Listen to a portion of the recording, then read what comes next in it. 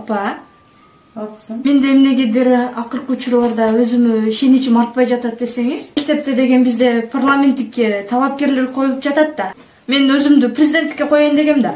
Ачык айтканда, президенттикке талапкерликте дайыма балдар болот экен да. Анан кийин сен кызсың го, кыз болуп алып ал жерде эмне кыласың деген сөздөр болуп жатат. Эмне дейсиз апа? Жок кызым, сен анчалык тынчсызданба.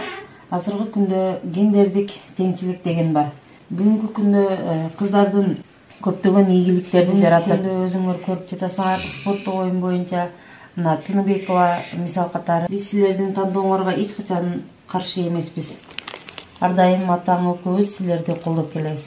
Апа, сиздер бизди ар дайым колдоп келесиздер. Сиздердин үмүттүгүңүздөрдү биз актап, көп ийгиликтерге жетебиз. Кана эмесе, дасторконду жыйнайлычы? Бул эркектин иши эмес го.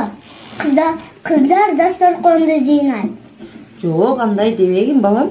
Ал кыздын иши, бул баланын иши дебестен бардыгыбыз бирдей кыймылдайбыз. Макулбу? Макул апа. Ар бир телегим айласын тапкан, түн бою уктабай тербетип чыккан. Балдарымдын ийгилиги менин сыймыгым. Апа колдоо берет, кыздар гендердик зомбулукту жеңет. Дайыма ийгиликке жетет.